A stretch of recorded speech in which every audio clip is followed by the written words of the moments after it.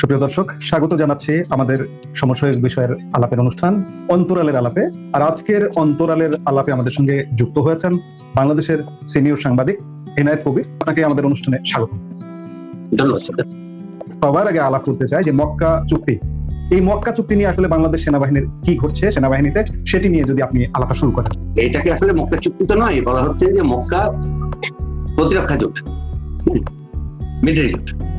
তো এই মিলিটারি জোটটা যখন হয় সেটা হচ্ছে 5 আগস্ট 2026। আর 5 আগস্টে আত্মপ্রকাশ করার একটা বিশেষ কারণ ছিল যে এটা পাকিস্তানের পক্ষ থেকে 5 আগস্ট করার জন্য উদ্যোগটা ছিল। হ্যাঁ, এবং সেই 5 আগস্টের মধ্যে যেন বাংলাদেশ সেই সামরিক জোটে যোগ দেয়, সেটার জন্য পাকিস্তানের একটা। এই জোটের ক্ষেত্রে যে ব্যাপারটা হয়েছে সেটা হলো এইরকম যে ইরান যখন মার্কিন এবং ইসরায়েলি হামলা হয়, তারপরে ইরান যখন প্রতিরোধ করা শুরু করে, তখন তো সৌদি আরবে মার্কিন ঘাঁটি সহ বেশ কিছু গুরুত্বপূর্ণ স্থাপনায় হামলা। এরপর থেকে হচ্ছে এই তোড়জোড়টা চলছিল। আপনি জানেন যে এর আগে পাকিস্তান সৌদি আরবের সঙ্গে একটা চুক্তি করে, সামরিক চুক্তি। যে সামরিক চুক্তিটা ছিল এইরকম যে সৌদি আরবে যদি হামলা হয় সেক্ষেত্রে পাকিস্তান প্রতিরোধ করবে, মানে পাকিস্তান মনে করবে যে তাকে হামলা করা হয়েছে, আর পাকিস্তানের হামলা হলো সৌদি আরব। কিন্তু আমরা যদি আরেকটু ভিতরে যাই তাহলে দেখবো যে সৌদি আরবে আসলে সেনাবাহিনীর শক্তিটা কি, তাদের টাকা আছে, সামরিক সরঞ্জাম কেনার প্রচুর সক্ষমতা আছে। কিন্তু সৌদি আরবের সেনাবাহিনীরা মূলত কিন্তু মার্সেনারি বাহিনী, এবং সেখানে পাকিস্তানিদের সংখ্যা দেখবা, ঠিক আছে। সুতরাং পাকিস্তানের সাথে সামরিক স্বার্থটা সৌদি আরবের আগে থেকেই আছে। সেটিকে একটা আইনি রূপ দেওয়ার জন্য তখন চুক্তিটা হয়েছিল। কিন্তু এরকম কি দেখা গেছে যে মানে সৌদি আরবে হামলার পরে পাকিস্তান প্রতিরোধের জন্য সৈন্য পাঠিয়েছে বা ইরানের বিরুদ্ধে তারা যুদ্ধে নেমেছে, এরকম কিছু কিন্তু দেখা যায়। তো পরে এই জোটটাকে একটা ধর্মবাদী রূপ দেওয়ার চেষ্টা করা হয়। তো সেখানে দেখুন যে এখানে 3টি দেশ যারা যুক্ত হয়েছে তাদের 3 রকম স্বার্থ আছে। একটা হলো যে সৌদি আরবের স্বার্থ হচ্ছে তার মার্সেনারি বা ভাড়াটের সৈন্য নিশ্চিত করা। পাকিস্তানের স্বার্থ হচ্ছে যথেষ্ট পরিমাণ সৈন্যকে ভাড়াটে হিসেবে পাঠাতে পারে, তার যেহেতু অর্থনৈতিক দশা খুব খারাপ। আর তুরস্কের স্বার্থ হলো অস্ত্র এবং যুদ্ধ সরঞ্জাম বিক্রি করা। 3 জনের কিন্তু এই জোটের কিন্তু পারস্পরিক স্বার্থজনিত জোট। এখন সেইখানে বাংলাদেশকে কেন আমন্ত্রণ জানানো হলো বা বাংলাদেশ কেন যুক্ত হতে চাইলো সেটি আরেকটি প্রশ্ন। সেখানে কৌশলগত ভূ রাজনৈতিক ইস্যু আছে। সেটা হচ্ছে যে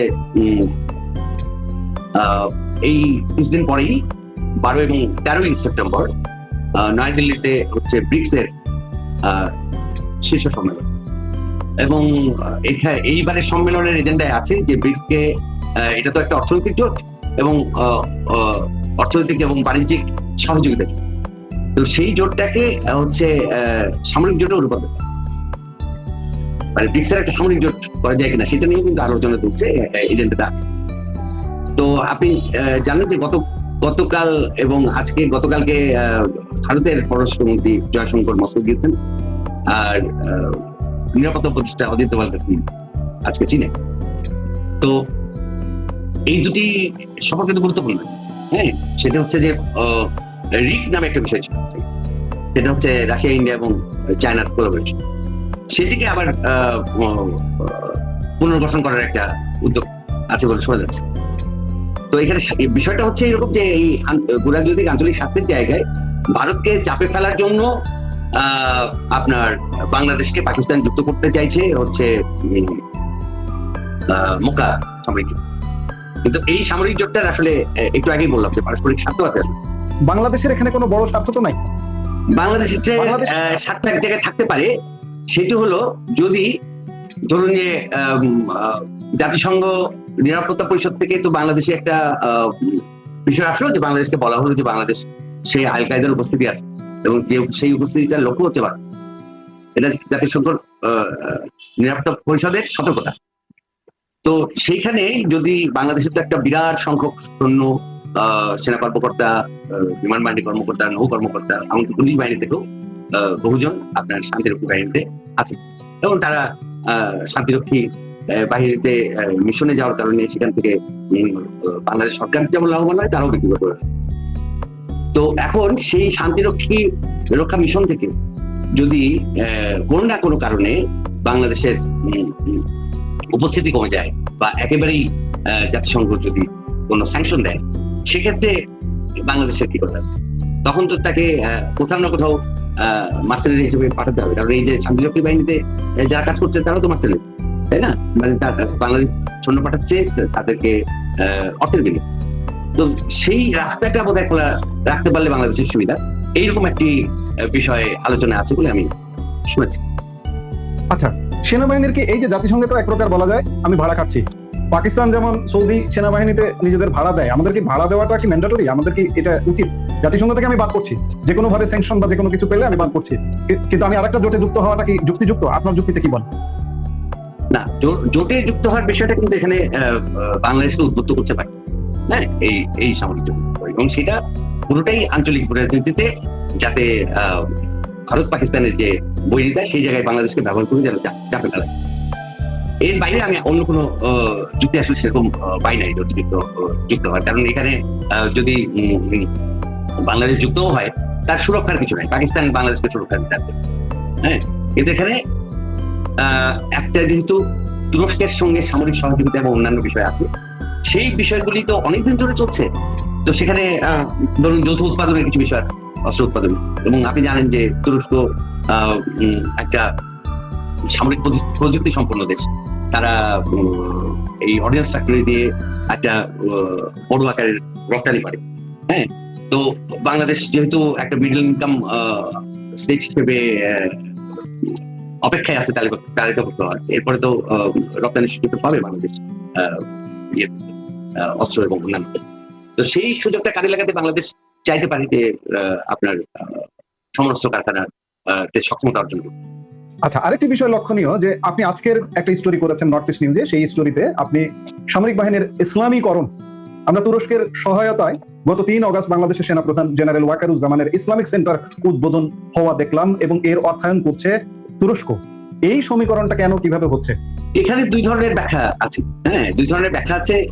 সেটা হচ্ছে সামরিক বাহিনীর কিছু সূত্র থেকে যেটা জানতে পারছি বা তাদের সঙ্গে আলোচনা করি, সেটা হচ্ছে তারা বলছেন যে আমাদের যে মানে সারা দেশে ছড়িয়ে পড়া যে মাদ্রাসা শিক্ষা, সেই মাদ্রাসা শিক্ষার ধরনটা খুবই অনাদর, এবং সেখানে ধর্মশিক্ষা বা ইসলামিক স্টাডিজ যে ধরনটা, সেটি ধর্মসম্মত, ব্যাকরণসম্মত নন বলে তারা মনে করেন, এবং সেই কারণে একটি আধুনিক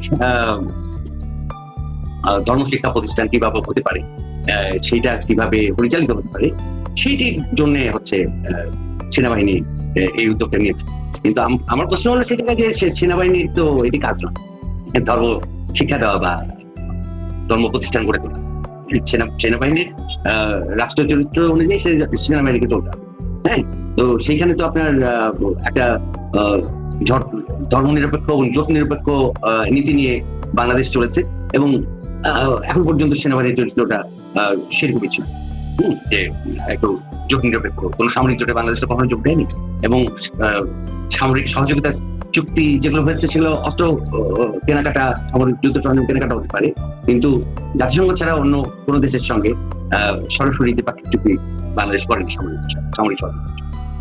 তো সেই জায়গায় হচ্ছে যে বিষয়টা এই ধরনের বিষয়গুলো হয় কি, যে এক ধরনের ধরুন যে একদম সুপ্রিম কমান্ডার সেনাবাহিনী, তিনি যখন আপনি শুনেছেন যে 3 আগস্ট তিনি যখন উদ্বোধন করতে যান, সেটি কিন্তু একটি ইনস্টিটিউট নয়, একটি ইনস্টিটিউট যশোরিতে হয়েছে, বাকি আরো কয়েকটি কিন্তু অন ভিডিও আপনার উদ্বোধন হয়েছে।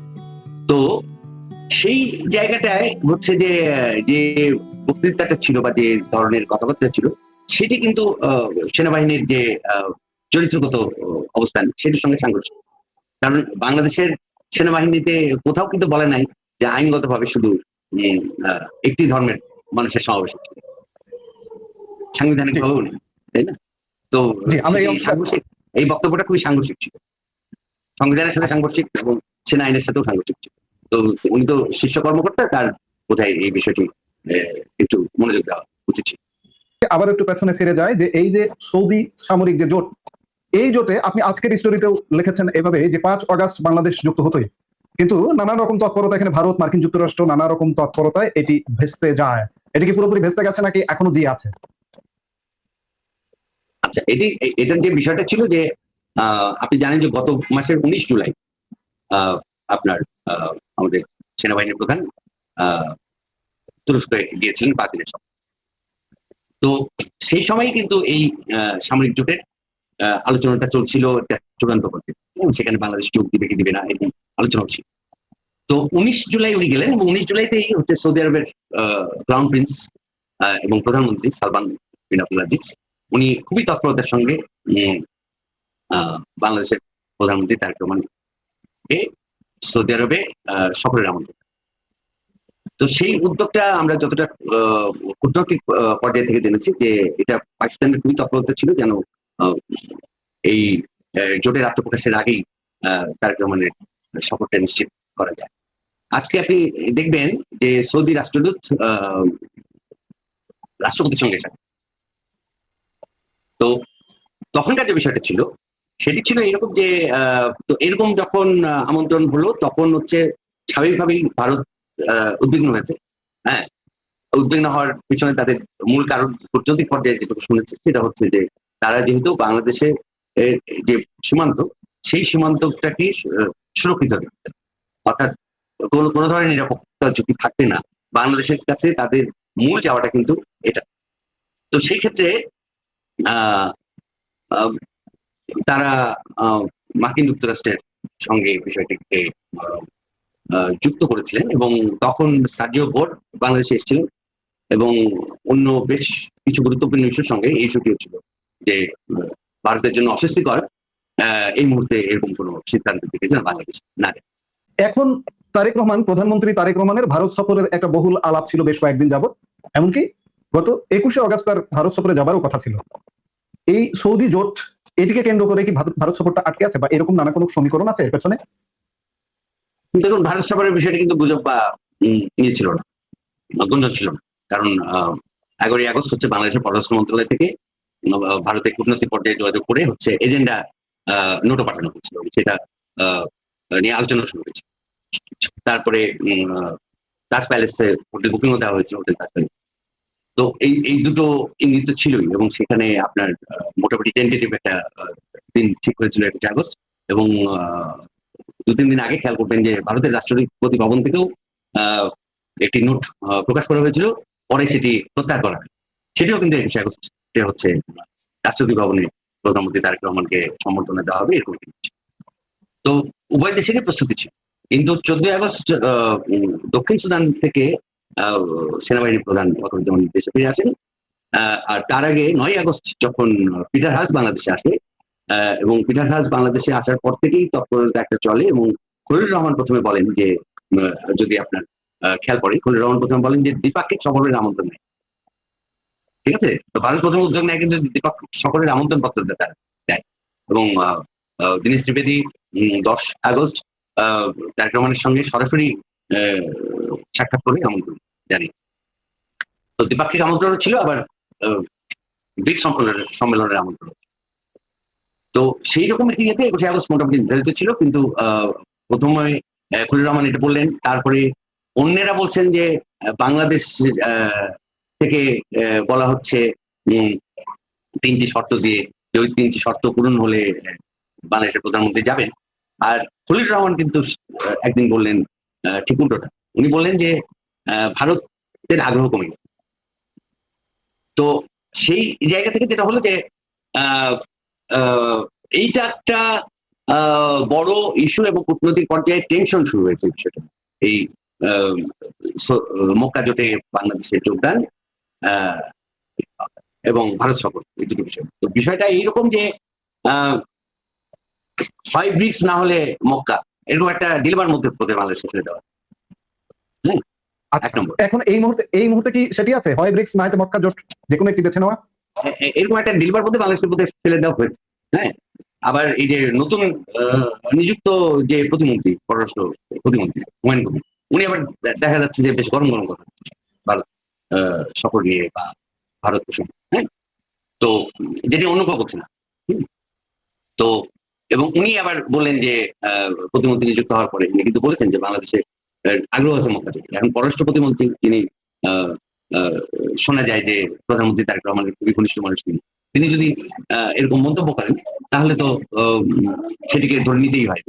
আজকে এসে উনি একটু সুন্নরম করে বলেছেন যে দুই দেশের সুবিধাজনক সময়ে প্রধানমন্ত্রী তারেক রহমান ভারত সফর। এই অফিসিয়াল বক্তব্যের আড়ালে কি আছে সেটি আসলে একটু আগে যেটা বললাম যে ব্রিক্স এবং মক্কা জোটের যে ডিলেমা, তো সেটি হচ্ছে খুবই স্বাভাবিক যে এই যে যেটাকে একেবারে মক্কা ন্যাটো বলা হচ্ছে, সেই মক্কা ন্যাটোর পিছনে তো ন্যাটো সমর্থন আছে, কারণ তুরস্ক নিজেই ন্যাটো। তো সেখানে তারা তো চাইবেই যে বাংলাদেশ যেন ব্রিক্স থেকে দূরে থাকে। এমনকি মার্কিন যুক্তরাষ্ট্র তো চাইবে ব্রিক্স থেকে দূরে থাকুক। সেটি বললাম, ন্যাটো ন্যাটো অর্থে তো মার্কিন যুক্তরাষ্ট্রের সমর্থনের প্রশ্ন। তো সেখানে হচ্ছে আঞ্চলিক সহযোগিতার যে প্রশ্নগুলো ব্রিক্সের প্রশ্নে আছে, এবং ব্রিক্স তো আপনার একক কোন দেশের নেতৃত্বাধীন ইয়ে নয়, এখানে গুরুত্বপূর্ণ কয়েকটি রাষ্ট্র, চীন আছে, ভারত আছে, রাশিয়া আছে, ব্রাজিল আছে। তো এইবার কিন্তু শীর্ষ সম্মেলনটা 10 দেশে এবং ব্রিক্সের সদস্য কিন্তু বাংলাদেশ নয় এখন। বাংলাদেশ কে ব্রিক্সে শীর্ষ সম্মেলনে বিমস্টেকের সভাপতি হিসেবে আমন্ত্রণ জানানো, যেহেতু বাংলাদেশ এখন বিমস্টেকের, বাংলাদেশের প্রধানমন্ত্রী এখন বিমস্টেকের সভাপতি। তো ব্রিক্সে যোগ দেওয়ার প্রক্রিয়াটা কিন্তু এখনো শুরুই হয়। তো তার আগেই সেটিকে কোনো না কোনো ভাবে হয়তো মার্কিন যুক্তরাষ্ট্র থাকতে চাইছে, কিন্তু ভারতের সঙ্গে যেহেতু তার প্যারালাল অন্য সম্পর্ক রাখতে হচ্ছে, চীন বিরোধী একটি কৌশলগত সম্পর্ক, সেই কারণে মার্কিন যুক্তরাষ্ট্র সরাসরি না ভূমিকা রেখে হয়তো বিষয়টাকে ভিন্নভাবে ডিল করতে চাইছে। এনায়েত কবির ভাই, আপনাকে অসংখ্য ধন্যবাদ। আপনি আমাদের অনুষ্ঠানে যুক্ত হয়ে আপনি অনেক কিছু তথ্য যুক্ত করলেন, এই জন্য আপনাকেও ধন্যবাদ। দর্শক, আজ এ পর্যন্তই। পরবর্তী অন্তরালের আলাপে যুক্ত হওয়ার আশা রেখে বিদায় নিচ্ছি। সে পর্যন্ত ভালো থাকুন, সুস্থ থাকুন। আমাদের ভিডিওগুলো নিয়মিত পেতে সাবস্ক্রাইব করুন সাজ্জাদ কাদির ইউটিউব চ্যানেল এবং লাইক, কমেন্ট, শেয়ার করে সাথে থাকুন।